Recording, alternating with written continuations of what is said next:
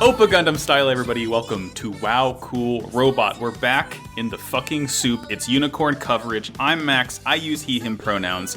And my co-host for these next couple months is... It's me. It's Kelly. I use they, them pronouns. I'm so excited to talk about Unicorn Gundam. So excited. I've been out of the soup for a hot minute. I've been away from UC for quite some time. I've been away from Gundam for a hot second. I've been busy fucking sailing the high seas in recent time. I got up to date with One Piece, which was insane. Yeah, I read all of One Piece in like 3 weeks. So it's just like kind of flooded my brain. Oh, man. I really like it now. Yeah, me too. I'm exactly the same. I like Chopper is my friend. Chopper's a sweet angel boy, and I adore like him. Robin. You have the correct the correct taste. So, what's your opinion on Frankie? I like Frankie quite a lot. He's in the upper half. I like the thing is I don't want to say I like the weird characters because they're all kind of weird characters. They're all fucking weirdos, and that's the best thing about them. I find myself not caring as much about like the more straightforward characters like Zoro. I look at Zoro and I'm like, you're cool, but like all you kind of do is just like swing a sword real badass, and like that's fun and compelling. But Chopper can turn into like 5 different guys. But yet he only turns into one. Yeah, I like that his default form is just like, I can think so good. My brain is so big, you guys. He's got that big brain shit. He's baby grandpa Chopper now. I forgot it was a Gundam podcast. I was gonna say. So, Callie, what I like to do in lieu of a segment in the first episode, since we have new host, how about you tell us your history with the franchise? How you got into it? What other parts of it you like? What's the whole deal? Funnily enough, I had a very much a Wow Cool Robot to War is Hell kind of experience because this was my favorite. This is my first Gundam. Unicorn was the first Gundam series I watched because it was the only one on Netflix other than Iron-Blooded Orphans, and I've been told that UC Gundam is something I'd really enjoy. So I watched Unicorn. I ended up watching it in the span of about 2 days. I did nothing but fucking watch Unicorn. It was great. And I ended up really enjoying it, and I kind of sat on it for a while, and it took me a little bit longer to get round to watching the compilation films. And then I ended up falling completely head over heels in love with the series. That love for the series kind of only swelled and blossomed even more when I started watching Zeta, which is still one of my favorite anime of all time. If you're in the Wow Cool Robot Discord server, you'll notice that my name on it is the #1 former Asame enjoyer. And I will fight anyone for that title because she is my favorite character in fiction. I really love the kind of Newtype angles to it. I have a lot of love for kind of transhumanistic elements in sci-fi.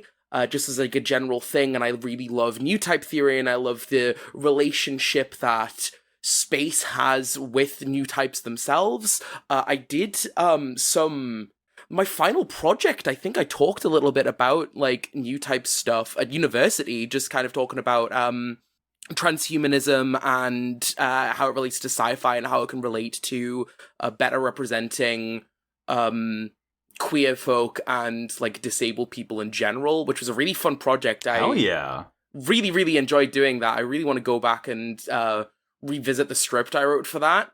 But yeah, I've seen pretty much all of the like main series UC stuff. This is my 3rd watch through of Unicorn. So I'm really just pinpointing all of the like the really cool things I didn't notice my first 2 watches. Yes. But I really love the Gundam series. It's really nice to circle back and go and explore that again, and I've been so excited to talk about this show. It's called UC Gundam because you see it. You do see that Gundam. You do see that Gundam and you go, oh my goodness, it's a Gundam. You do see it. Because, yeah, this would have been released, like the 30th anniversary of the franchise? Thereabouts? I think so. I want to say, like, 2012? Oh, okay, it's a little bit later than I thought.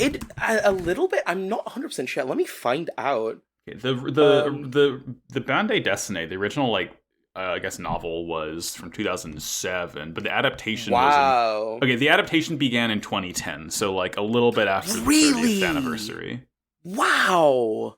My God, that show looks amazing for being made in 2010. Yeah, that's the thing. I mean, and it's also like the whole OVA budget thing, because listeners might understand that there's kind of two different versions of Unicorn anime. There's the 7-episode OVA, which we will be watching, and which is the better one. The better one, and I stand by that. And then there's a 24-ish episode, like chopped and screwed version that everyone has said is kind of dog shit and fucks everything up pacing wise. I don't know why you would want to even make it like. I understand the idea of making it a kind of smaller kind of size to make it more palatable to watch kind of as things go. Right. But oh my God, Unicorn's one of those things because of the nature of the show itself that makes it so much better to just have these like 1 hour chunk of an episode just right there. Yeah, it just makes more sense for the plot in general as well to have it formatted like that instead of as like, oh, check it out, we have this happen, and and then it's over. And you gotta watch the next episode. Yeah, because when you look at 0079, that was a 43 episode show. They got stretched 50. Yeah, thereabouts. That got turned into 3 compilation movies. I feel like it's easier to take a lot of content and squish it down into like more manageable, like big chunks, than to take a couple of big chunks and like chop them up. Because like I feel like the classic 3 act structure just gets completely fucked by that. I feel like it's just you're better off watching it. And this is why I'll always watch like the original form of whatever we watch. You're better off watching the show how it originally was supposed to be, not like any more future different ways of doing it. Like people argue about, oh, what order should I watch a Gundam in? Watch it the order it came out in. Watch the original. What order should I... First Gundam. It's one of the best fucking animes ever made, dude. It's my favorite show. Like, what order should I watch the Star Wars films in? The order they came out in. Why are you asking me this? That being said, I think if you're already a fan of something, it is good to go into, like, unhinged watch orders. Sure. I saw this Star Wars watch order that I loved, that I really would quite like to do, that, you cut out Phantom Menace, unfortunately, but you watch 2 and 3 as flashbacks between 4, 5, and 6.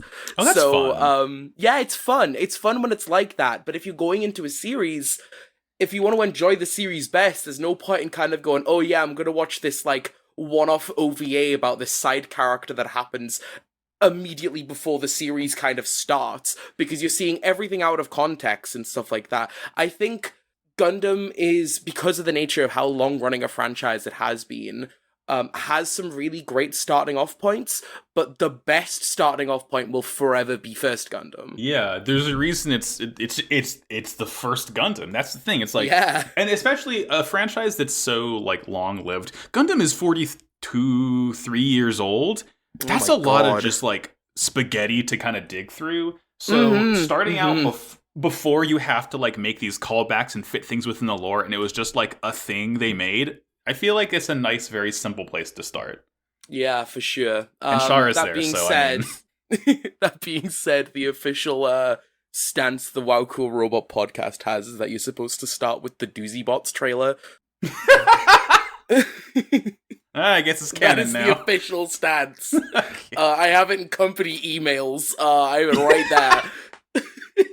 I don't think I've ever sent a single email from the one I just made to use like the Twitter, and that was it. Well, Callie, I think it's about time to start talking about Gundam You See It. The absolute insane opening and best 2 scenes to go into a fucking beginning of a show. Yeah, so I got a summary going. We'll trade off each week. I'll do the first summary. Next week you'll do the summary. And this is like, I didn't get every single plot beat. But it's just, this is the overall. This is just, you know, to jog your memory as if anyone who's watched it needs their memory jogged, because this is like a fucking banger episode. I think the first episode, it's like that one, like, I think it was like a Reddit story of like this person who kept watching Shrek in their head. Where like they'd memorized the film Shrek, and now whenever they had to like do anything, they just watched Shrek in their head because they could retell it like bit for bit, and their parents had to stop telling them to watch Shrek in their head. God's strongest soldier. I can.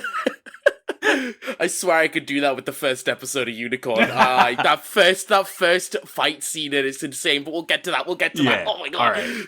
So this is Mobile Suit Gundam Unicorn, Episode 1.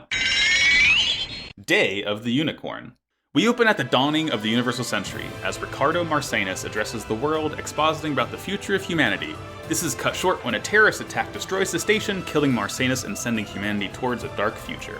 96 years later, 3 years after Char's counterattack, we see the conflict still hasn't ended. Neo-Zeon's remnants, the Sleeves, are in competition with Londo Bell and the Federation as a whole to recover Laplace's box, which is rumored to either save humanity or destroy it. A young girl going by Audrey Byrne heads off on her own to meet with Cardius Vist, head of the Vist Foundation, who holds Laplace's box. As she travels to meet Vist, she meets Bonager Lynx, a student at Anaheim's Technical College. He immediately forms a Newtype bond with her and only wants her to need him to achieve her goal.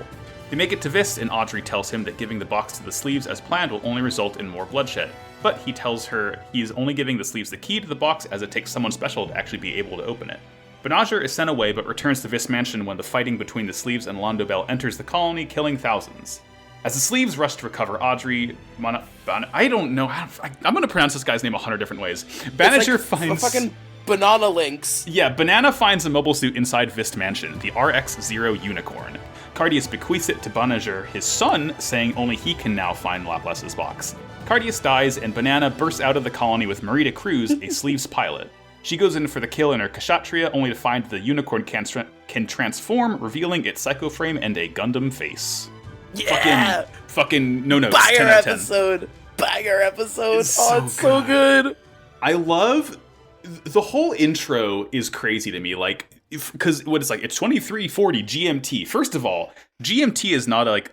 That's like... I don't know if they like stopped using that. Greenwich Mean Time, that's my time, bitch! Yeah, that's... Don't be disrespecting Greenwich Mean Time! Well, no, I'm saying like, it's weird having like...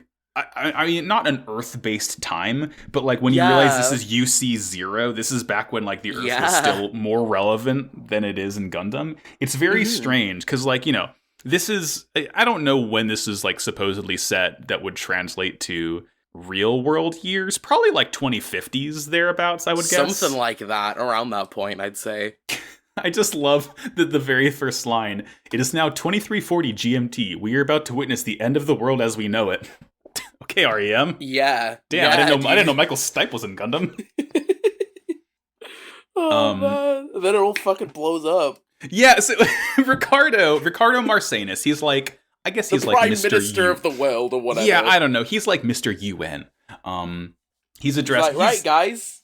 We're gonna say hello to this time, and then he blows up and dies. He gets what a great start. It's creepy, because, like, you see, he's talking, he's just saying shit, right? He's just expositing, humans, blah, blah, blah, the progression of science, blah, blah, blah. And then, like, you see some astronauts outside this, like, sort of solar system, or space station-looking thing. You think they're just doing maintenance at first. No, they fucked it all up. Yeah, they beefed it. They aligned, like, the solar panels to kind of, like, focus in on like the ring, so as it spins around it just starts melting the entire fucking thing. Yeah, they did the thing in you remember in Totally Spies where they shot the laser at the two mirrors and it kept reflecting between themselves. That's what happened. It melted a space colony to pieces. It makes it stronger with the reflection. And hey, and this is I guess like our first callback to like a previous Gundam series, because I just remember like the fucked up mirror beam that that Giran used. Yeah, the colony laser. And the colony laser. Because, like, Giran had just, like, the fucking wall of mirrors. But then there was, like, the colony. Of course. Then, they just, like, took grips and just fucking hollowed it out.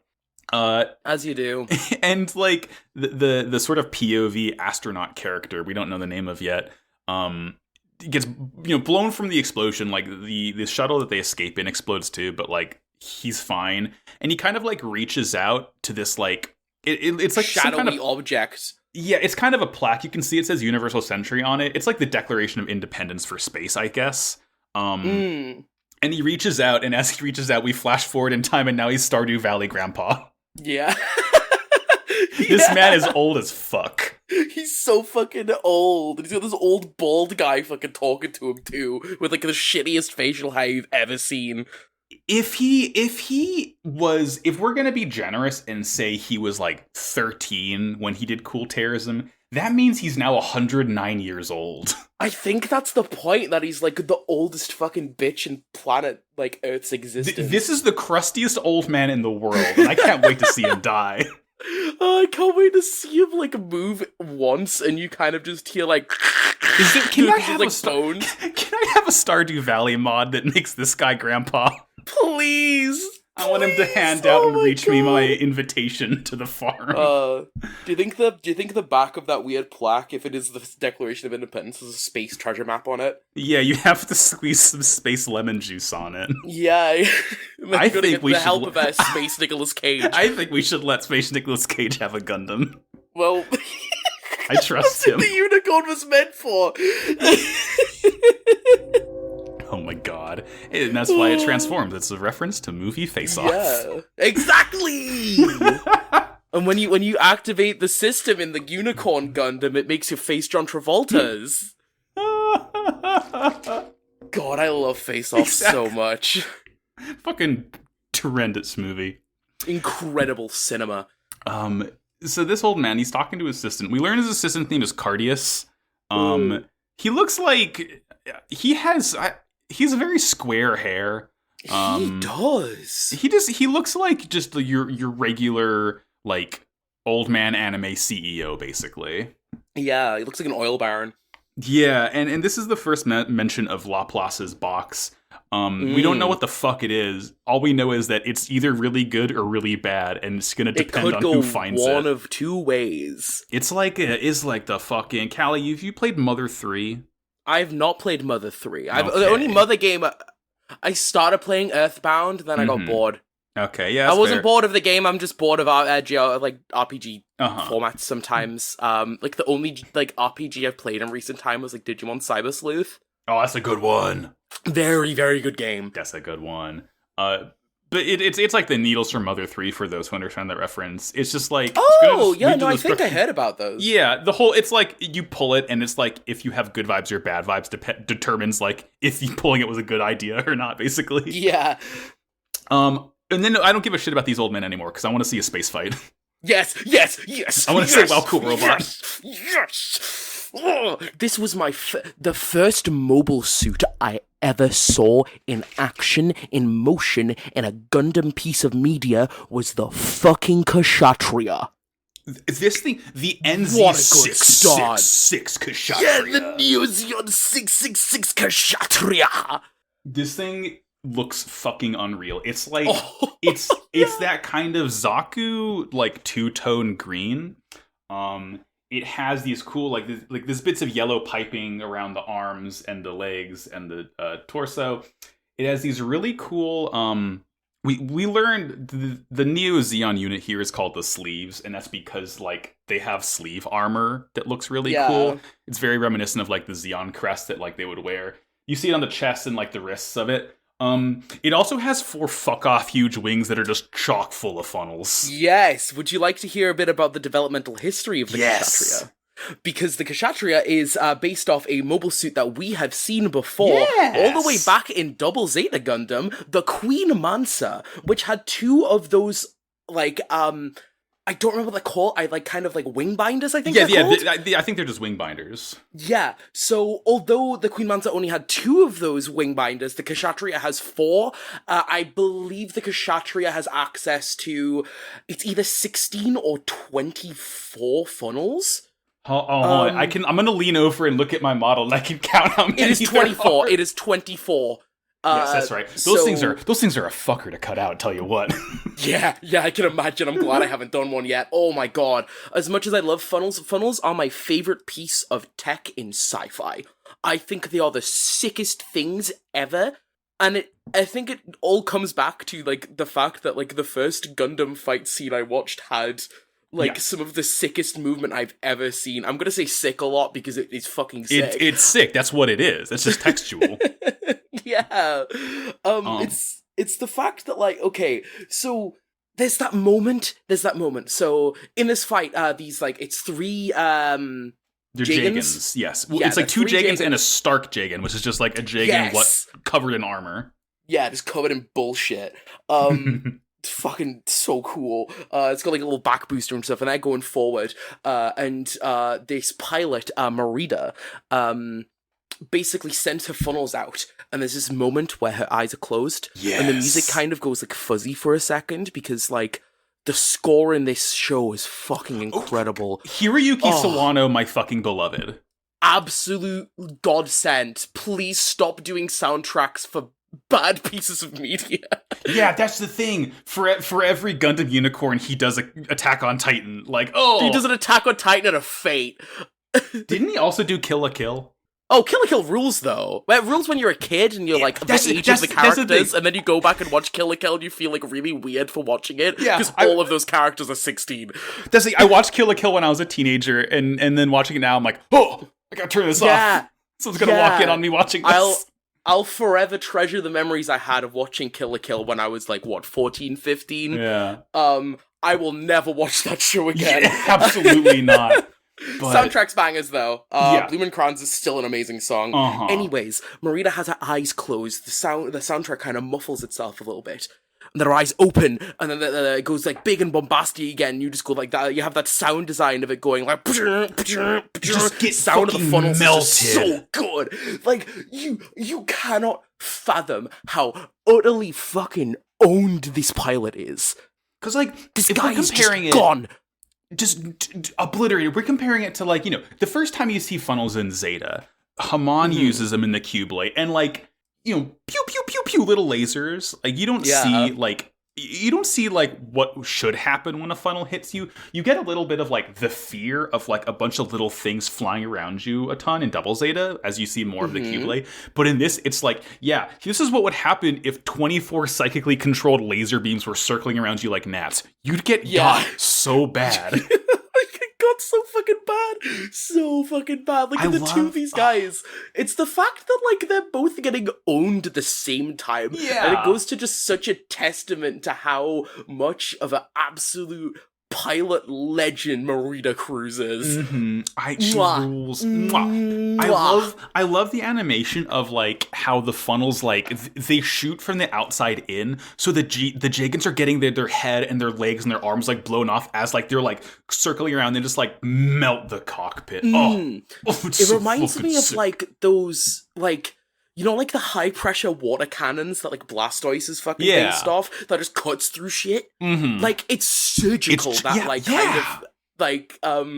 it's surgical, that level of like precision, and I think that's so cool about it. It's just how precise funnels can be, that you are less of a soldier and more of just someone there to clean up. You're a psionic warrior. Yeah.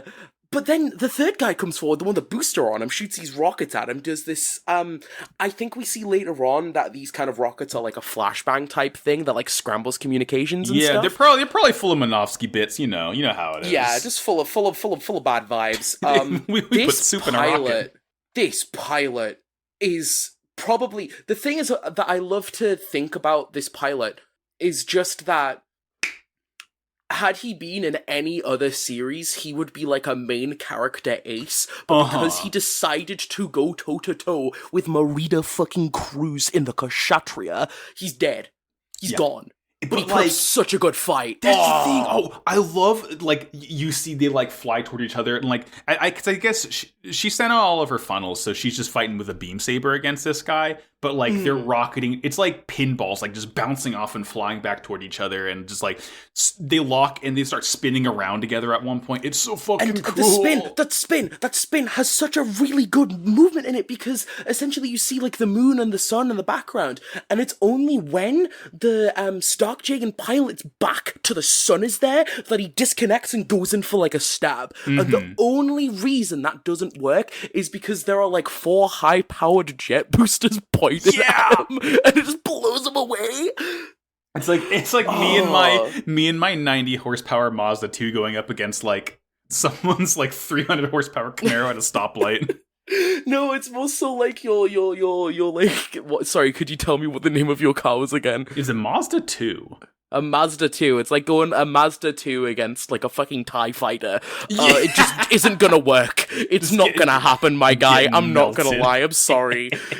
You're getting obliterated from this plane of existence. I love the Stark Jagens pilot, how we see like Marita's like control interface in the Kshatriya is like this really cool like sort of like touch screen. And the Stark Jagens is like much more analog. It's like these two like joysticks, and you can see him like inputting commands, like clicking the different buttons on it and like pushing it forward. Like it's such a cool way of showing like how technology advances in Gundam, because like the Jagens, you know, it's several years old at this point. It's at least 3 years old, and the Kshatriya is probably like brand spanking new. I mean, I guess they've been developing it since. They've been developing it for a while, but I think that like development, it's kind of. Gundam development's fucked. It's the difference between an ace suit and a grunt suit. Yes, and absolutely. I forever will love grunt suits. I think there's something so beautifully designed around these things which are mass produced but have their like. I love gyms. I fucking love gyms. I love that there's so many different kinds of gyms and stuff like that. And we see a few of them in. Later on in this episode, we see one of my favorites, the gym custom, and it's like I love grunt suits because there's that simplistic joy to them, but that simplicity just means they can't go toe to toe with these like absolute ace legend. This pilots. one has 4 wings. What are you gonna do? What are you gonna do? This one has like fucking 2 lightsabers and 12 little beam cannons. I've got some rockets and a sword. Yeah, I can make my armor pop off really cool and go fast. That's cool. Yeah. I have. Did I mention the 4 wings? Did I mention these 4 wing binders that project me into things that could turn into a bowling ball? So Marita wins decisively. Decisively is an understatement. Yeah. The cleanup operation complete. We cut from that cleanup operation to a different one. We see Banana. He's in his cockpit. Haru's here, by the way. I'm glad Haru's here. I'm so glad that Haru's hanging out with Bandana D-Links. He has a seatbelt. He does! He's just chilling. He's in a petite mobile, just like cleaning up shit in space. We learned that he's attending Anaheim, like industrial college. Yeah. Which is kind of like having a university funded entirely by Amazon. And it kind of has some horrific implications. Yeah. Talk to me in like 5 years when that becomes a real thing. Yeah. You keep a bookmark on this episode when they fucking open up the first, here. like... they open up the fucking... God, what is it called? Fucking... Nah, the joke's gone. I forgot the name of that, like, arms dealing company that works with Marvel and made gay pride socks this year. Oh, I mean, that could be one of 10 different companies, probably. Yeah, good point. I love the lecture hall here, because it's like, it's just such a fun representation of like, oh yeah, we're in space, because like, there's like, the students are on the floor and also the ceiling, and the instructor's like, turned sideways talking to both of them at the same time. It's very fun. There is one thing on that board which I looked at it and I pointed and I made the soy face. You know, the one where it's like kind of like a pog, but it's a little bit more kind of like horrifying to look at. Right, yes. So there's a bit on the back of it, on that board that talks about the Battle of Solomon. It's kind of like a very like Spark Notes version of it, but down at the bottom, it mentions the Ghost of Solomon, which I don't think it is in reference to Lala, because there is another character in a different series with the title The Nightmare of Solomon. Oh. Annabelle Gatto from Gundam 083. That's a 083, yeah. It's a 083 boy. I will not say much about 083 because it is not my series, but my god, what a fucking series. Oh, they named this so glad after a they cat. mentioned him. That's cool. This is definitely what I love about Unicorn so far, is it's definitely like, it's a love letter to UC. Like, it's called UC for a reason. That's the whole point all of it is just like, yeah, it's like, and you know what? It's the kind of indulgent reference I'm okay with, just because, like, that's what it's designed to be. It's not like when, not to talk about Star Wars again, but, like, it's not like when Star Wars Episode 7 came out and it was just, like, a rehashing of 4. The same series. The same like, film. Yeah, it was ostensibly supposed to be, like, a new trilogy, and it's just, like, all the old shit. This is supposed to be calling back to the old shit. Like, you know it's going to do that from the get-go, so I'm more receptive to it now. Yeah. There's so many things in the background of this first episode that I just love, that just give little details about these characters and stuff that we may not know at certain points till they're relevant. Obviously, like, kind of the history of, like, the UC being on the back, will, like, it shows up later because it is, kind of the series is about, like, all of the things happening in the Universal Century and how it kind of all circles back into this the first, like, tragedy that happened in it. But it's even, like, posters in, like, the background and stuff, like, have, like, significance to certain characters, and I think that's so fucking cool. It's definitely, like, seems like a series that really rewards rewatching it. Well, that's what I did. This was my first series, and it wasn't until I watched it a second time that the Unicorn became, like, one of my favorites. Because there was so many callbacks to these series that I'd seen, like, callbacks to, like, side series and stuff like that. 083 shows up, like, a surprising amount, which is like, oh, okay, that's pretty cool. Well, I mean, the fact that, like, the most important mobile suit we've seen so far is a callback to Double Zeta, of all things. It rules. So they're talking. The fucking instructor here is just saying, he's like, berating the class, like, Anaheim's not going to hire you if you don't finish your classes, blah blah blah. Who gives a shit? We learned, Amazon's not going to hire you if you don't learn the ins and outs of capitalism. We learned that like the shuttle to the colony isn't active. It's like got broken down, so they can't leave right away. They'd like stay the night there. And they're walking through, like, I guess a 1-year war museum on this, like, Anaheim thing, because you see some, like, Xeon jackets, stuff like that, and one of the kids, I think his name is Takuya, he rolls up and there's, like, just a straight up Zaku 2 with, like, a hole pierced through the cockpit. I thought this would have been the Zaku 2, like, the very first one that Amuro destroyed, that, like, when he stabbed through the cockpit in First Gundam, but it's, like, missing an arm that got cut off, and that never happened in First Gundam. Oh, did it not? I literally watched the episode after I watched this to make sure, because that'd have been. I thought it was Denims, yeah. But I mean, unless like in the compilation movies they did that, but I don't think it's that same Zaku. But regardless, it's like a Zaku. It's like reaching towards them, and there's like a hole pierced through the cockpit. It's cool. The kids like seem very uninterested in it, which I honestly think is a cool detail, because like when you're 16, and these kids are all 16. Yeah, going to like a military history museum, you're not gonna really care as much about it unless like you're already. It's like, especially kind of considering it's like it would be like a Cold War history museum of like the most recent like major conflict. Exactly. Yeah, they're just gonna be like, okay, sure, cool, this happened. I don't really care. It's not happening anymore. But so yeah, and then like I said, they're 16 because the instructor mentioned they were born a year after a Boku happened, and that was 79, and this is UC 96. Yeah. So, they were born in 80. There you go. We get Newtype bullshit so soon, right? Because this girl, I love it. What's her name? Mikot? Yeah, Mikot. She goes to Banana, who's like just kind of absentmindedly staring out the window. And she asks him why he's staring out in the distance, and he's like, "I'm just wondering where I am. No matter what I'm doing, I don't feel there." I'm just I okay. love the fact that Mikot like always like, "Oh, I was just wondering." He's like, "Oh, wondering about your dad who you never met before?" Yeah, that's so fucking funny. It's like messed up as hell. It's like if you like had like a friend whose like dad walked out on them or whatever, and just be like, they're absentmindedly like thinking, just going like, "Oh, what you thinking about, buddy? Thinking about your dad? Thinking about your dad that's not here that you never met? Thinking about your dad?" Don't you think it's weird the president of your school reminds you of your dad? Yeah, do you think it's kind of weird how, like, the guy in charge of all of us really reminds you of your dad? Yeah, that's such a wild, wackadaisical. It's such a weird detail to pack in. I mean, I guess it's important and everything, but, like, it's just very funny that, like, we'll get there. It's, like, on the nose, and just kind of it feels like a jab more than anything. Yeah, because, like, there's a different character, there's a different character who has, like, a hidden identity that's, like, a little bit harder to figure out and a little bit less obvious than Cardius being Banana's dad.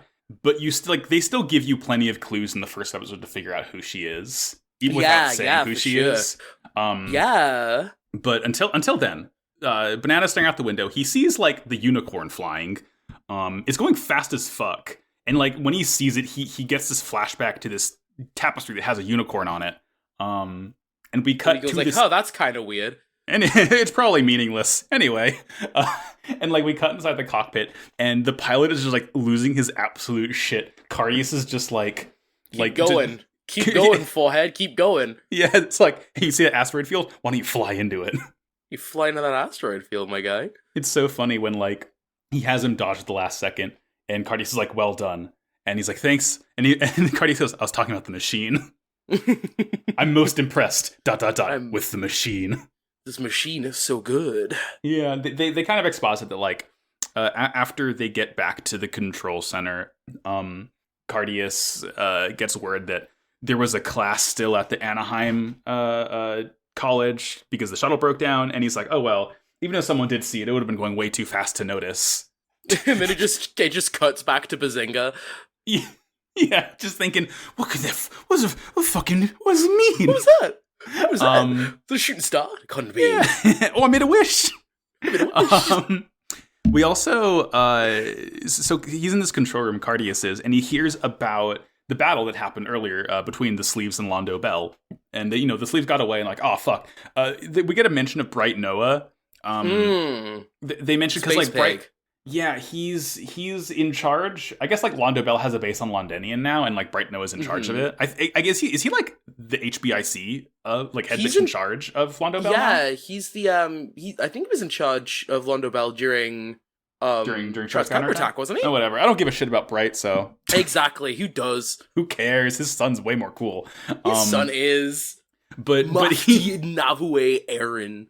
I think we're gonna get a new Hathaway movie next year. I hope so. Yeah, we are. But he mentions like, oh, Bright Noah's not going to be forthcoming with any information, so we can't ask him about any of this. It's like, all right, I guess he's still be useless. That's good. That's all he does. That's all he knows how to do is be useless. Fuck Bright Noah. All my homies hate Bright Noah. Fuck that guy. Piece of shit. Fuck that guy. Get rid of him. Get rid of him. Cardius, he does like the fucking, it's like the NASA control room all applauding when he tells them, all right, everyone, we're going to seal RX-0's NTD and boot up the Laplace program immediately, and we're going to destroy all the files, and everyone loves this shit for some reason. Everyone's like clapping, but I feel like at least one guy in that room is probably thinking, fuck's he on about? What? Yeah. What? What does he know that I don't? Uh-oh. What is a Laplace program? Yeah, I didn't what's a Gundam? Yeah. There's a guy from... I was just here to... like, isekai'd into this room. Yeah, the isekai. And it's born as a Londo Bell. It's titled like a modern isekai anime, like, is it okay that I programmed a war crimes robot? Also, and another like, well, I guess this is the first hint of Cardius being Banana's dad. We see him in his office, and he, like, pulls up a student ledger after telling everyone to, like, burn all the files, and, like, he reaches out at a photo of Banana on the screen. It's just so fucking obvious. Yeah, he's like, oh, my son Badoinkas. My son Baba Booey. I hope he's doing well. I hope Baba Booey's doing well in his schooling that I'm in charge of. I can give him detention if he's doing bad. Yeah, that's because so I'm in charge of this school. I want an alternate, like a UCAU, where it's just a slice of life, Banana's school days. It's called that. It's not called Banages. I'm not going to say Banager that much. It's hard to pronounce, and I'm going to say it. I think it's good to just. I think we should just use like different, like funny, like names every single different episode. Well, is it Banana this week? I think it's Banana this week. We'll think of a fun new one next time. Okay. You're watching the sub, right, Callie? I am watching the sub, indeed. Okay, yeah, I'm watching the dub. I know in the sub they say Banaji. Banaji. Yeah, which is like more fun than Banager, Banaher, whatever the fuck. So the Sleeves ship, they dock. I guess they like just straight up dock at this colony. I guess, are they allowed, or do they dock in secret? It is a cargo ship. So it's kind of disguised. Okay, yeah, that makes sense because he doesn't have any like markings on it. But if you look on the side of the ship, it has like a name for like cargo on it. So okay, it's a really cool ship though. Yeah, it's like it's very it's like a weird bulbous triangle almost. Yeah, I think it is meant for like mobile suit kind of. Transport. That makes sense because the whole back of it extends out. We see like when Marita pilots the Kshatriya, She like kind of like it's like an avocado that gives birth to a smaller avocado. Oh, I don't really want to think about avocados giving birth. I'm not gonna lie. Yeah, I tried avocado for the first time the other day. It's really good, actually. I only like it if it's just avocado. I don't like guacamole. Well, I had it in like a not quite a gay sandwich because it wasn't guacamole, but it was like lettuce, avocado, bacon, and tomato. If it was guacamole, it would be an LGBT sandwich, but it wasn't. That's true. But the little redhead girl escapes from this very discreetly. No one knows she's gone yet. And as she escapes, we cut outside. We see like a sleeves Gyaradoga. It's just like this. It's another. It's so cool. It's a Gyaradoga from fucking Char's counterattack, but it has the sleeves thing now. It has the little like cool black and white wrists and chest. Like I know they're based on like Nazi uniforms and like German stuff, but Gyaradogas look so cool. I mean, I like them less than just regular plain old Zaku's, to be quite honest. That? Oh, you're gonna love a scene that happens later on. Oh, Yay. Man. Whew. Yay. It's fine though. Like this is a guy chilling in the cockpit listening to music. Little mystery redhead girl. She's on a solo adventure. She's just like tumbling around trying to find her way in like this like under construction part of the colony, and then like as she like goes to is it like some like steam vent type thing, and she like pulls a handle and like slips and like just starts falling through the middle of the colony. She will die. She will die, but Banana gets a Newtype flash. The Newtype flash original sound is too good, and I'm very sad to hear it be a different thing. Yeah, right. Give me the little. I know you want like bling. Yeah, it's like I can't call it a Newtype flash. I have to call it like Newtype moment because it's not a flash. It's just kind of like this like sort of subtle like. You had a heated Newtype moment. That's what happened between Amaru and Char and Lala. Yeah, that's what happened. He jacks a petite mobile and like flies to the middle of the colony and just like Hannah rescues her. They lose fuel and he like does a fucking beefed up crash landing, but he's fine. And then she immediately like fucking puts him in an arm bar behind his back, like, "Who sent you? Who sent you? Where is she? Where is she? Swear to me." Batman. Yeah, but she just asks him if he can take her to the colony builder entrance, aka the snail. The snail, which is that's a cool. I like. It's a neat bit, right? It kind of snails build their own shells, and this is just like this gigantic mechanism that just like builds more wall for the colony as it like extends outward. Yeah, it's like you hear. I think the kids are gonna go on a field trip to the snail tomorrow, so it's like the snail's on everyone's mind. We love the snail, everyone. We love thinking about snails. Yeah. She says that she needs to get to the snail to stop a war. It's probably nothing. I wouldn't worry about it too much. I wouldn't give it too much. I wouldn't pay too much thought. No. Let's see what happens next. Banana mentions like there's supposedly a Vist Foundation mansion inside the snail. He's never been there. No one's ever been there. But like, I've never been there. Yeah, which is another cool idea. It's like it seems like that's like very like high school mythology to me. It's like, oh, there's a mansion inside this like abandoned whatever the fuck, and he's right. But they're on like the metro train, and security ends up stopping the train, and like his class is like I think like in the same train car on the other end, and no one notices him. Yeah. Because, like, he ditched his class, and, like... He did. He just ditched school. He's doing bad boy shit to save this little redhead girl. But they're like, continue walking and talking and, like, making their way to the snail, and, like, redhead girl... They're eating hot dogs, and she, like, seems, like, thrown off by the idea of, like, both talking and walking at the same time. I wonder if she had, like, maybe a rich and noble upbringing, perhaps? Who could possibly say? I think she may come from some kind of rich nobility... but I don't think we've ever seen anything like that in Gundam before. No, certainly not. During this scene, completely unrelated to this Audrey Byrne character we've just met, there is a poster in the background that displays a film made in like the 1930s called The Runaway Princess. Oh, that's probably nothing then. No, that's probably nothing. Right next to it's also a poster for a film called The Fourth Tragedy. Damn, that's probably nothing. That's almost 5 tragedies. Probably nothing. That's almost 5. Well, how many wars have we had? We had the 1 year war, we had the Grips conflict. which led into the first Neo which Zeon led into War. so Then- if we link up the Grips and Neo Zeon War is kind of like one, and the second Neo Zeon War is a third. This might be the fourth one. Well, I guess Probably nothing though. Okay, but I think it must be referring to like actual Zeon moments, because then because I think Char's Rebellion, they count it as the third Neo Zeon War. I don't think it took that long. I guess you can have a war that doesn't take that long. Yeah. It seemed more like just Char had a heated moment, less of an actual war. He did have a heated Newtype moment.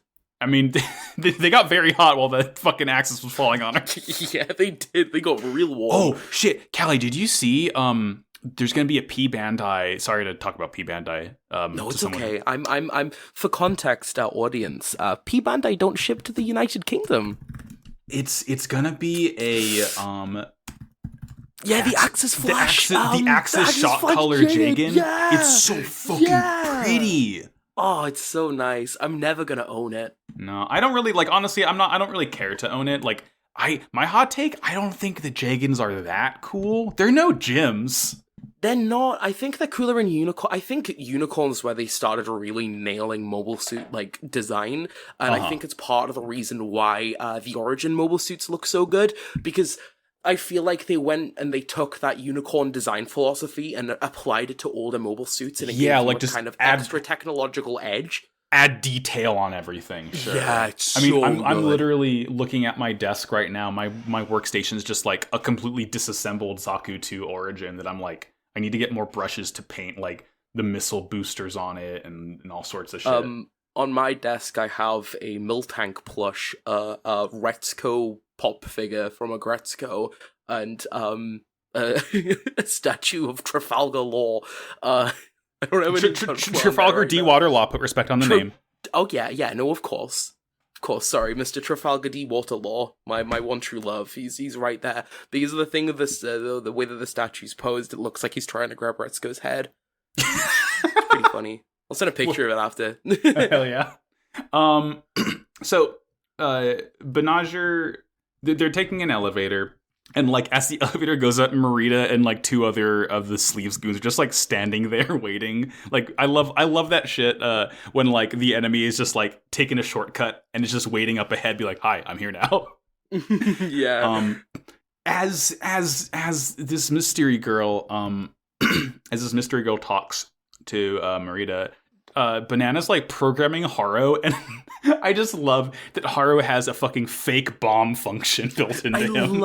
I love the fact that the Haros are programmed with a Raspberry Pi, so you can just kind of code them to do whatever, like act as a literal bomb. Mm-hmm. I love the fact that there have been several thousand bomb threats as a direct result of these Haro toys. Yeah, that's a little bit of like fucked up world building to kind of dwell on. Yeah, I don't know why they brought up that canon fact in the series for some reason.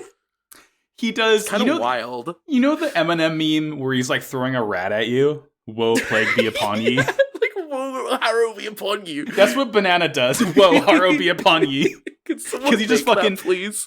He like rolls it towards him and fucking runs away, and like the goons aren't really fooled, and like Rita starts like just hauling ass sprinting, and somehow like Banana got moves.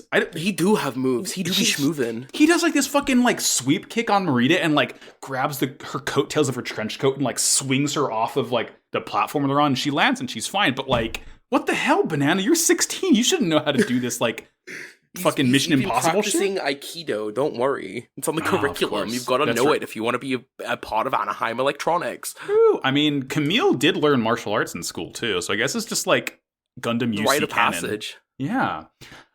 He finally introduced himself. Camille. I know. He's fine. He's a doctor now. I know.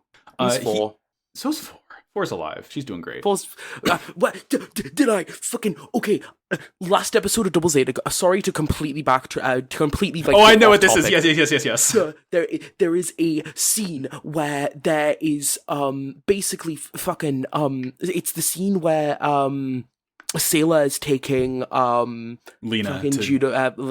to back to, them, and 4's just in the background. She's like just wearing her outfit. It is just her.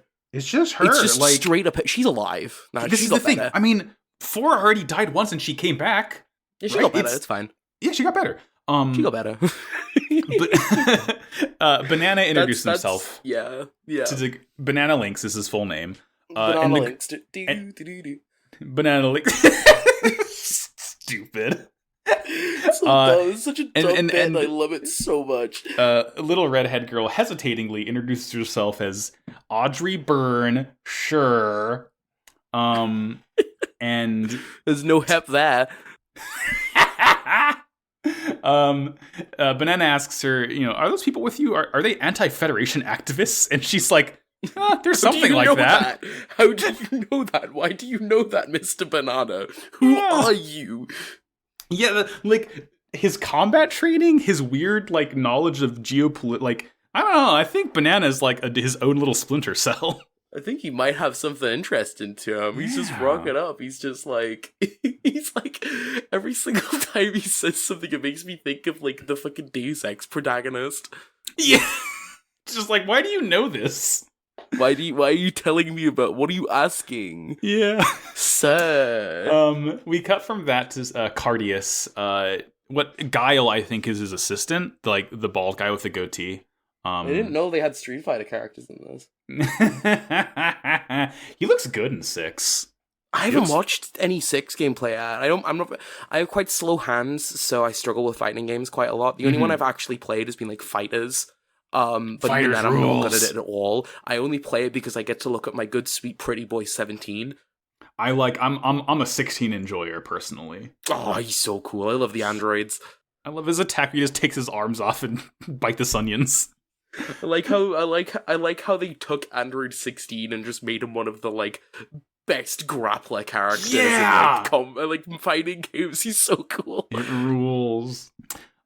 So Guile gives Cardius his video card of he sees Audrey and he's like, oh, he's looking at her and they're talking about her as if she's politically important. Who could she be, possibly? Oh, I really wonder. I don't know. And then she's some kind of rich heiress that has a history of nobility, but she has a lot of geopolitical implications to her entire existence. Damn, she's on the run from both the Federation and the people that she is meant to be allied with. Yeah. I wonder who she could be, guys. I wonder who she could be. Do you think it's relevant that the Neo-Zeon aligned unit is calling her princess? I'm trying to think, did Zeon ever have a long-lost princess? They may have. I think her name was Her name was Madoka. Madoka Lee Zanti. Nah, it's Mineva. It's totally Mineva. Yeah, it's Mineva. It's very obvious it's kind Mineva. Of so obvious. We're not going to gaslight you like we did in Zeta about Quattro and Char being different. I mean, that was my favorite bit. That was my canon. Favorite fucking bit. I've never seen Char and Quattro in a room together. He's Widow Mineva Yabi. She's here. She's here. I guess she grew up a little bit. Yeah, she's barely old. She's 16. She's as old as Bannister is. I think she's 17. That makes okay. She's because she was born. She was a little baby at the very end of. She was a baby at the end of it, so kind of. She's slightly older than the rest of the cast, but not a weird amount. So it's fine. She's 6 months older, maybe. If that. Yeah. She's here, and they we just kind of cut immediately from that to Banana and Mineva. I'm just gonna call her Mineva from now on. She's Audrey, whatever. She's Mineva. Come on. They make it to the Vis mansion, and Banana's he's kind of entranced. He knows he's been here before. He knows where to go. He just pushes the door open, and she's like, "What the fuck are you doing? Why are you opening the door to this mansion you've never lived in your life?" And he's like, "Don't worry, Mineva. I played Luigi's Mansion. It's fine. I played Resident Evil video games." He's a gamer. I did this in my simulations. He makes it to the piano room that has this tapestry in there. I think it's Latin. It says "To my only desire." Yeah, I think that's what it is. Yeah, it's a woman holding a unicorn, and this is when Cardius walks in. Audrey almost introduces herself as Mineva to Cardius, and he's like, maybe don't say who you are in front of the kid. We know who you are. You don't need to say it. Yeah, and they're both he's telling Cardius is telling Banana, "You gotta leave, man. This is above your pay grade. You gotta get out, dude. You gotta go back to class. You gotta do your maths homework." I love when he says, when he's trying to tell Cardius why he should still be there. He's like, "Scary people are after her." And Cardius is like, "Scary people? That's something a Newtype would say." just fucking cold clocked him. Are you a Newtype, Banana? He's like, I've been trained not to tell people about that. Yeah, it's so funny that like Unicorn is so much more willing to like throw that term around, and then there's like really good exposition later on like what the term has become. But it's just like it's still really fun to hear it after so long of me personally not having watched UC Gundam because of the podcast. It's nice. We're back in the suit. Yeah. Let's see. We do be we lurking in that broth right now. Yeah. Ooh. It's simmering. That we got this thick old gumbo right here. Ooh, I'd love a gumbo. Yeah. Cardius tells Banana, he's like, your father wouldn't want you getting into things like this. I'm the chairman of the school, after all. I know these things. Sure, man. I know these things, my guy. Sure. He's like, shut up, you know my dad? He's like, it's like that Vine. You are my dad. You're my dad. You're my dad. Boogie, woogie, woogie. He says some weird shit too. He's like, life has made sense since I met Audrey. You mean like 6 hours ago, dude? If that. Yeah.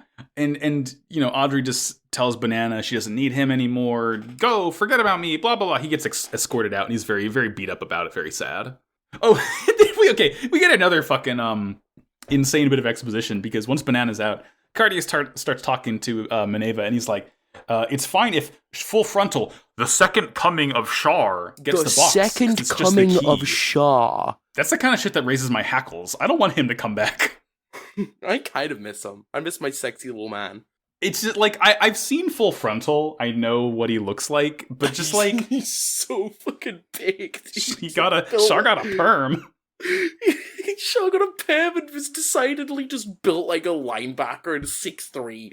Well, it's because Quattro he never did workouts when he was, like, on the Argama. He never had time to do that when he was, like, running Axis, either. He never had the time to do, but when he did, he started just growing height as well. Yeah, that's the thing. It's like, he only could do arms and nothing else. Full Frontal is like, oh. You had to make sure the ideology was on show. Exactly. Yeah. My left bicep is named Praxis, my right bicep is named Theory.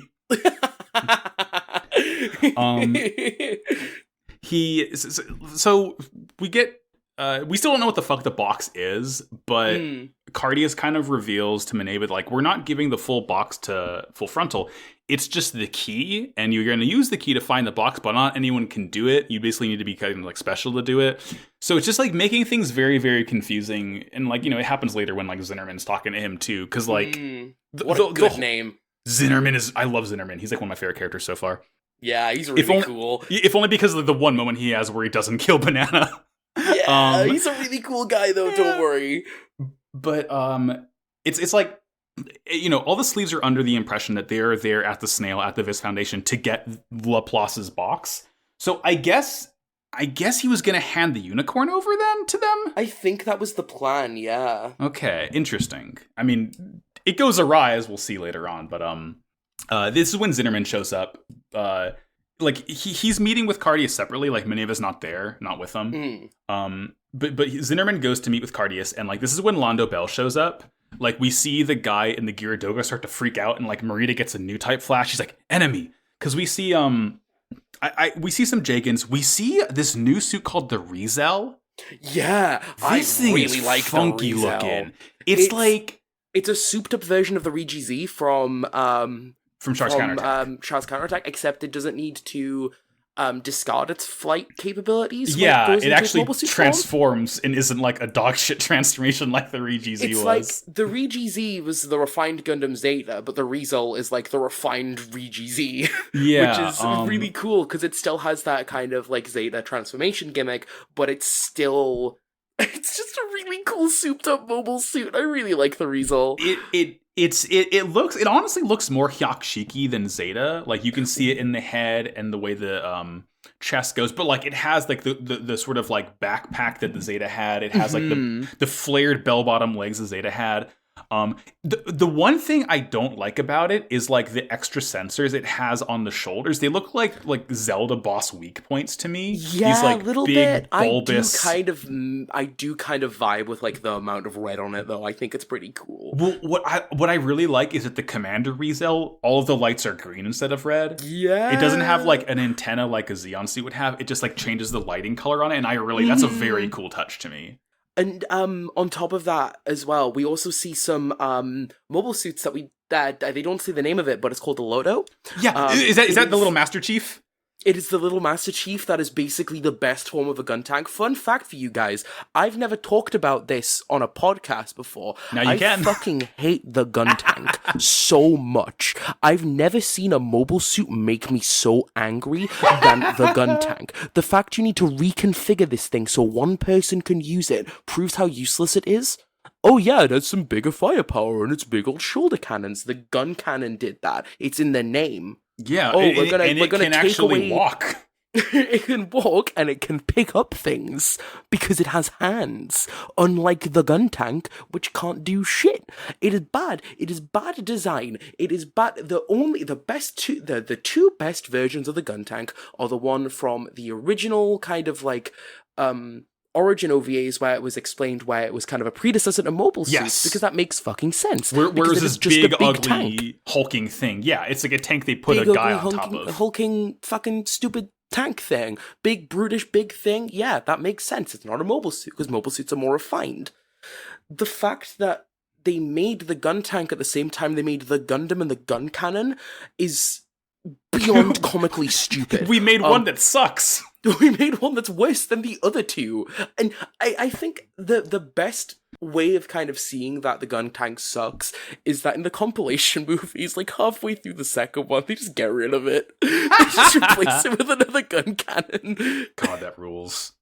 And it's just like, it's so obvious that the gun tank's useless. Lodos are cool as hell because they fully transform, and they still have that kind of tank use to them. I think that's really neat, and I really like that. I really like Lodos. I think they're smaller than average mobile suits as well. Oh, they're tiny little guys. Yeah, you can get like a 2-pack of them when you get the gunful for them. I think it's really neat. I want to get some myself. Cool. Yeah, they're like cute little guys. They're troop carriers too. Like at one point when we see one roll up on the Vis mansion, like 10 dudes spill out. It's like a little clown car in there. Yeah, because Lodos are actually useful, unlike the gun tank, which sucks. The Lodo fucking rules, and I like it. It almost kind of has like a gun cannon face. It has that sort of like visor over top of it. It really does feel like the sort of like culmination of we basically gave a gun cannon gun tank capabilities to like drive on treads better when it's not. Yeah, basically, it's a little guy. I really like Lodo. I really like Lodos. I really like Lodos. We also see like a bunch of other kind of more Federation mobile suits. We see like a bunch of Yagans. One point later on in the episode, like I said before, we see a gym custom, which is really cool. I love the gym custom. It's another thing that shows up in, strangely enough, 0083. It's Lieutenant Burning's personal mobile suit, and it's really fucking cool. The gym custom, like that's kind of like, it's like the bridge between the gym and the Jagan, right? Yeah, it's like that perfect midpoint. It look because it has that same kind of mint color, but it's like it's like chunkier. Like you can tell it's still kind of a gym underneath. It's a chunky little fucker, and I love him. He's great. Yeah, it's like we see all these mobile suits rolling up, and like Zinnerman's already in the mansion. He's meeting with Vist. He's talking about the box and the key and all this bullshit. And Zinnerman's like, "Okay, like, are you still keeping up the deal? Because you say you're giving us a box, now you say you're giving us the key." And Cardi's just kind of like deflects and starts talking about Newtype theory. Yeah, starts talking about Newtype theory, which like fucking the rest of the guys in the room are just like, okay. It's like, I want to know about the key. I really like this conversation. I didn't write down everything that happens here, but it's a good conversation. Yeah, I think talking about like that conversation would kind of do it like not justice. If you haven't heard the conversation, you don't know what we're talking about, or kind of if you watched Unicorn a while ago and you're just kind of watching, go back and watch that part of the episode again, because it's a really, really good episode. And it's also just a really good conversation I think Unicorn has some of the best dialogue in the series. Oh yeah, I'm really liking it so far. It's chock full of ideology, and I love that. What I really like is, Cardius talks about stuff we've kind of heard before, but it's like being reframed as like Newtypes against the Federation government. Like Cardius is saying, like it's an evolution of what Xeon believed, of like, yeah, the Space Noids, if they band together, the Earth Federation's fucked. Like they will get overthrown in a second if like the Space Noids all unite. And he kind of talks about how the Federation's greatest trick was turning the term Newtype from like unawakened conscious. Because like he says, Xeon's original definition was understanding without misconceptions. But to like the public at large, the term Newtype just is like a really good ace pilot. And the Federation loves that that's what Newtype is to people, because it's not like, that's not a term that can hold power. That's not a term that threatens the status quo. It's just like, oh, that guy's a Newtype. He can shoot so good. It's like, no, a Newtype is like a psionic warrior. It really comes back all the way back to kind of the Federation wanting Space Noids to be divided. It goes back to the creation of the Titans. It goes to the development of Londo Bell from the remnants of the Titans, because that's what it was. That's the thing that I see so much kind of Londo Bell like merch, and kind of like people go like, oh, Londo Bell's so cool. They're such like, oh, they're the good guys. But like, they are like bad. Yeah, Londo Bell are another force to divide and conquer Space Noids, to keep them still under the Federation's like grasp. They're just a fresh coat of paint on the Titans, and have taken out all of the kind of like directly power hungry people and put them under the leadership of Bright Noah. Yeah, they're the Titans without drip. Yeah, they're the dripless Titans who just try and pretend that they are like the good guys. The good guys, I really dislike Londo Bell. I think Londo Bell as an organization are still puppets of the Federation, who are still puppets of the rich and powerful. And wow, where have I heard that before when it comes to kind of, you know, to politics? Wow, cool robots, guys. Oh my god. Did you see that? Did you see that robot there? Yeah, oh my god, that's crazy. Gundam fans these days are too busy talking about how cool Londo Bell is, when they should be concerned with ringing the 2 church bells and getting to Anor Londo. Absolutely, they should. I'm not a big Dark Souls fan. No, Dark Souls 1, it's fine, it's fun. All the other ones are better, really like in Bloodborne. my opinion. Bloodborne is the second best game ever made. Bloodborne fucks so hard. I love that game so goddamn much. Kirkhammer, my beloved. What's the best game? Chrono Trigger. Oh, I haven't played it. It is a masterpiece. You probably wouldn't like it because it's like it's not a turn-based RPG, but it's like a SNES. Is it like slow? I need fast RPGs. Yeah, it's one of those ones where like the little bar has to fill up before your character can do a thing. So you might not like it then. Yeah. Yeah. I like RPGs that you can kind of blitz through, because like it all matters is kind of like turn order, and you can just kind of go through things really fast, instead of like forcing you to actually wait. In my opinion, best game I've made is Metal Gear Rising: Revengeance. What a good game. I mean, that is something I can agree with. That game fucking kicks an incredible amount of ass. Transistor is also very good. I feel like both of those games cover a lot of themes that are also in Gundam. Transistor definitely, like the whole transhumanism thing. Absolutely. Oh my god. Yeah. Callie, have you ever read Ancillary Justice? No, I've never heard of that before. Oh, okay. It's like it's the first of the sci-fi trilogy by Anne Leckie. It's like peak transhumanism. It's basically like, what if a ship's AI got turned into a human? Oh, I like that. It's really cool. And it goes into like gender too. Like a lot of it is like framed through like a society that only uses like female pronouns for everything. Damn. It's a very like thought-provoking series. I couldn't recommend it highly enough. It is such cool sci-fi. I really like that. That sounds really cool. Yeah, it's called the Imperial Radch Trilogy, RADCH, or just Ancillary Justice is the first one. If anyone's interested, read it. It's fucking kicks ass. I think it won like literally every major sci-fi book award when it came out. So it's yeah, okay, must be good then. People like the It. So let's see. Read a book. It's good. So this is the fighting's begun in the colony. Just casually. War is bad. I think. It's my personal opinion. Dying. Yeah, it's fucked up in it. Like, because beams are going everywhere. Marita's like there with the Kshatriya using funnels, and just like lasers are melting, just fucking everything. We see like out of the sky, and like a leg drops on like a group of people. Yeah, we see like a guy like getting like melted. At one point, the lecturer from before is like getting people into a shelter. I didn't notice that before. Yeah, and like it's this nice little moment where like you think he's like this bigwig asshole, being mean to the students, but like he's the one who stands outside and closes the door as he turns around and just literally gets melted by an explosion from a mobile suit. Fucked up. Messed up, man. But Marita's being a girl boss, so it's fine. And again, talking about how the box is either good or bad, Cardius like warns Zinnerman, if Full Frontal only wants to use the box just to revive Neo Zeon, like that's not a noble enough goal for the box to fulfill its purpose. So, and that's the thing. It's the classic Gundam both sides kind of suck ass. Where I want it. It's like I'm not rooting for the I'm rooting against sides more than I'm rooting for the opposite side. It's just kind of everyone kind of. It's like it's not centrism. It's not saying everyone sucks. It's more saying like I understand why both sides fucking are terrible. See, I really like what the sleeves stand for, but I really hate how they go about it. That's the whole thing. It's like you want to root for Zeon the whole time, but at the same time, you have to reckon with the fact that they are like the fucking fascists. Yeah, that's the thing. It's like you want to go with the side that want the independence because, they deserve it. And Gundam's about kind of fighting for your own freedom and stuff. But when your freedom involves oppressing other people, then it's not really freedom. That's why the only unproblematic, and I'm going to get some flack for saying this, probably. The only unproblematic Gundam military organization is AUG, because they just hate the Earth Federation so fucking bad. You are correct! I fully agree with your decision. I would never wear any, merch from, like Earth Federation or Zeon. It would be AUG, right? It would be AUG, is the only one I'd wear. Let's get fucking... Okay, fucking Max, let's get matching AUG bomber jackets. Let's fucking let's do it. Tear the sleeves off of it. Quattro Vagina custom. Oh fuck yeah.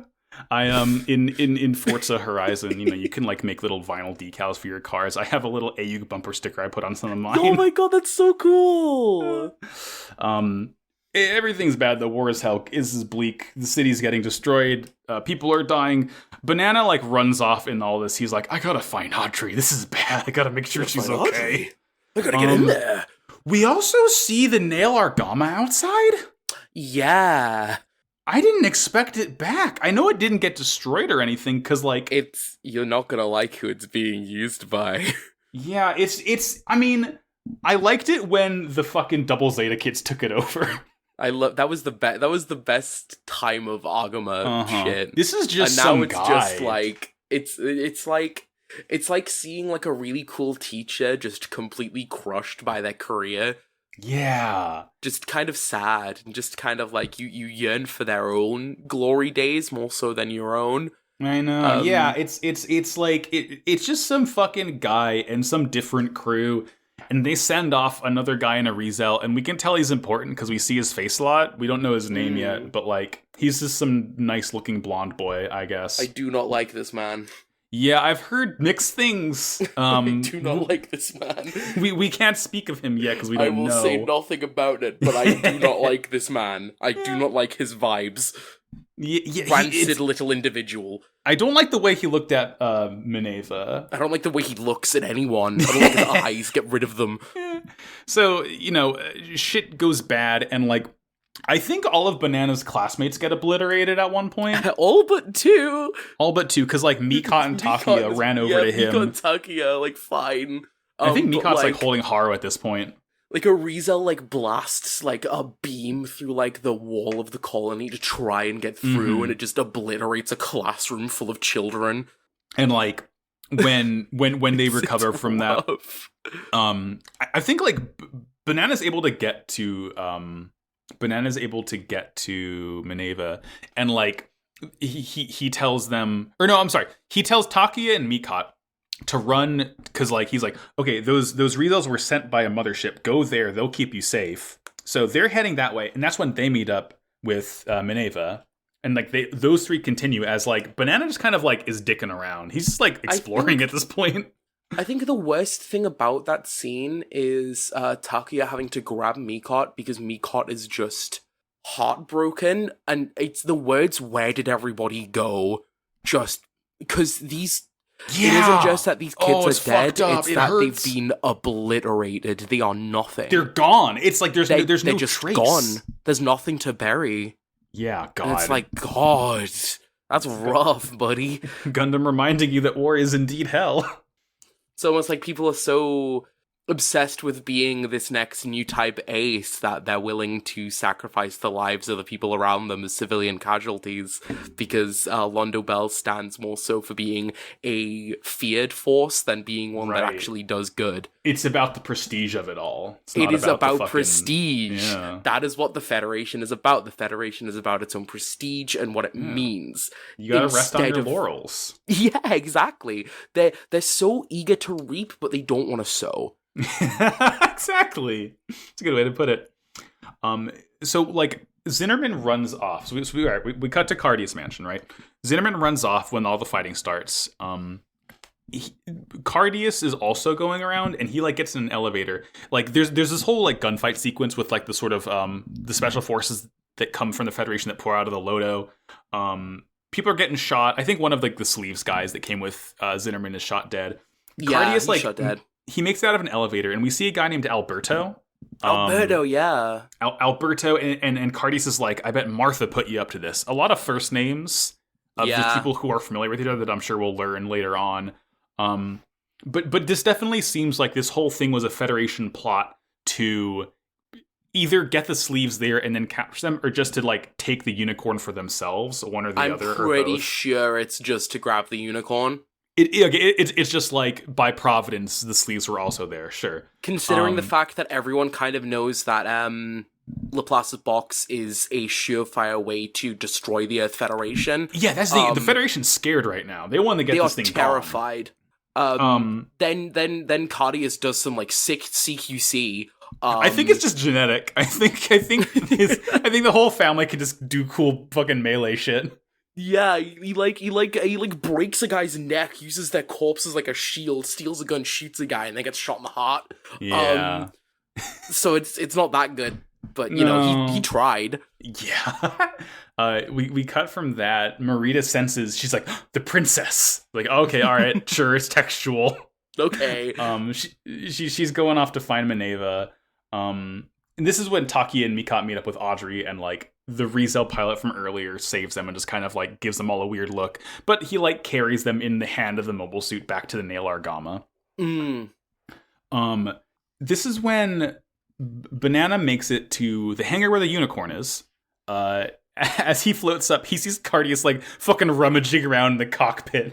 He's trying to find where looking for like a manual he's lost in his car. Yeah, he's trying to his like chapstick fell out of his pocket earlier. He's trying to find he's it. He's just rummaging and he's like bleeding to death. Yeah, he says a lot of shit here.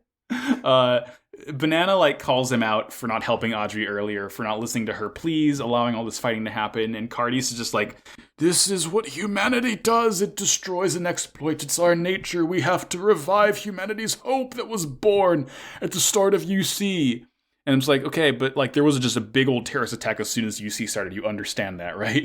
Yeah, the start of UC like saw the deaths of millions. Yeah. You wanna go out to that? You sure? Go back to that, my guy? Yeah. Oh, then he's like, oh, if only I could see your mother now. Like, but Banana's just like, hang on a fucking second. Hang on there. Yeah. Hang on. He remembers Cardius is his papa. This is his daddy. All he remembers is like when he and his mom left the mansion, but like which he is really sad. Yeah, like he was a kid. He wasn't old enough to understand what was going on back then. But like Cardius, like he's like holding Banana's face, but he just kind of like smears blood all over the side of his head. That's poetic. It's his blood on his hands. Whoa! And so deep, bro. He floats backwards, and like the unicorn's cockpit closes, and like an explosion kills Cardius. He was gonna die anyway. Completely obliterates his body. Yeah, and like this is when like the music kicks in, and like I'm just fucking fist pumping. Oh my god, it's so good. It's like God, Sawano is just so fucking good at composing. It's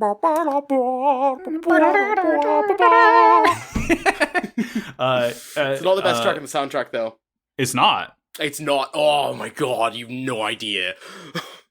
I mean, I've heard some of it. I picked a song. I think it's just like the Unicorn. It's not Unicorn. It's like the song's called RX0. And that is the Unicorn's theme. Okay, but I guess it's the theme of the unicorn suit. I guess what plays here is the theme of Unicorn the series. Yes, that is correct. Okay, because I really like the RX-0 theme. I have that as the outro music for the podcast. Have you heard the Banshees theme? I have at some point. Unreal. I'll be like re-listening to the soundtrack as we go through the series. I'm excited to hear it again. But man, this is when Marita shows up and she like sees the unicorn just like standing in the flames of the hangar, and she's like oh, and she like charges it with her beam saber, and like Banana just like he's in the unicorn, he just grabs it and like crushes the Kshatriya's hand, just like fucking rockets forward so fast that the Kshatriya has to like deploy its airbag so Marita doesn't fucking die as she's being like pushed out of the hangar. Use like the funnels to like break down the walls behind it so it doesn't just get crushed. The unicorn is such a powerful suit. It's so like it's so cool. It's fast, and I love it. Like the final bit, they're out in space, and Marita's like, "I have a clear shot," and Banana's like, he's in the cockpit, and it starts to glow red, and this giant ominous NTD appears on the screen, and like he's like restrained in the chair as it like forces backwards, and the funnels shoot, and like the eye field activates, and they all like warp around the unicorn. It's so fucking rad. Do you know what NTD stands for? I imagine NT is Newtype. Yeah, do you know what the D stands for? What does the D stand for? It stands for the Newtype Destroyer System. Oh shit, okay. Yeah, it's so cool. So NTD is soup mode because the unicorn just fucking glows red. This thing is packed to the fucking gills with Psycho Frame. Yeah, all of the red on the unicorn suit is Psycho Frame. It all like flips open, it gets taller, it extends, and like the last part is like the side faceplates stick out, switch around 180 degrees. The faceplate goes down, and like the Gundam mouth appears, and like the unicorn horn split in two to become the gold V fin, and it like draws the beam saber from the backpack. It's so fucking rad. It's fucking cool, man. It's so sick. Oh, it's so good. And everyone watching it just like shits a brick. They're just like, oh fuck. Like and then the episode ends, but it's fucking like launching forward. Yes. It's like, what? You can't just end there. Yeah, like Minerva's like, it's a Gundam, and like it ends, but like right before the unicorn's about to fight Kshatriya. I was like, that's it. That's all. Holy shit! That's you're leaving me with. What an amazing way to start the series. Yeah, that is such a killer first episode. Oh my god, such a good series as well. It's hype. I'm in. I'm so in. Shit, I mean, we don't have a segment today because the first episode is always just like getting into it first and foremost. Maybe we'll do like a Beyond Toon World voice acting thing next week. We'll see. I'll see who I can find for the dub. Hell yeah. And then because Full Frontal will be in the next episode, you should look into Full Frontal's voice actor because he's done everything.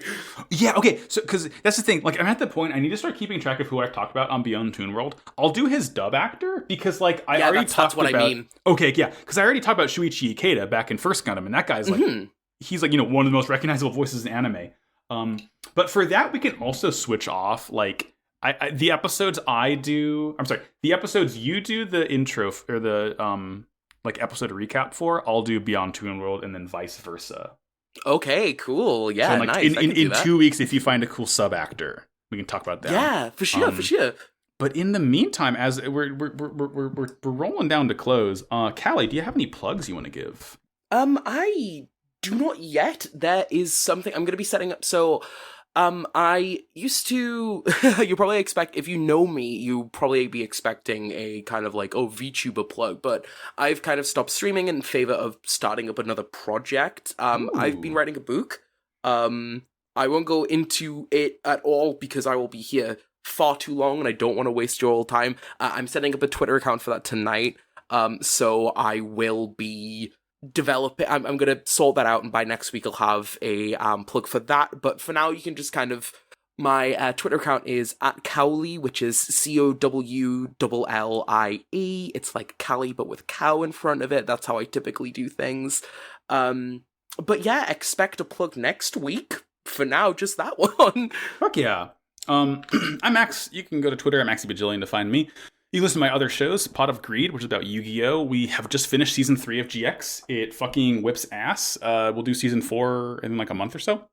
You can also listen to Slappers Only, a video game music showdown podcast I do. We're taking a bit of a hiatus from that, but we'll be back at some point, talk about Donkey Kong Country. This podcast you can find on Twitter at WowCoolPodcast. You can join our Discord. There's links there in the episode description. You can go to noisepace.xyz to listen to this podcast and many others that are on the network. And here's an important question, Callie. What is your robot of the week? I think I'm gonna go with my first crush ever. I'm gonna go with Pluto from the 2003 Astro Boy series. Astro Boy Pluto. Let's see this thing. Whoa! That thing fucking rules! He's so cool, right? Holy shit! And he's a very nice man. He looks terrifying. He's amazing. He looks like a Mega Man villain. I like this guy. Damn. I like, he kind of has like the Char Stahlhelm, like the cool little like... He's meant to look like a Minotaur. It's like, yeah, it's like the horns, like the little trident above his eyes. This guy fucking rules. He's so cool. Hell yeah. And there's no merch of him. Oh no, that's so sad. He reminds me a little bit of like the robots from Castle in the Sky. A little bit, yeah. Big, lanky, spiky guy. Fuck yeah, Pluto Astro Boy. Well, that will do it for this week's podcast. We will see you all in a week for episode 2 of Unicorn. But in the meantime, never forget these words. War is bad. Oh wow, cool robot. Bye-bye. Bye.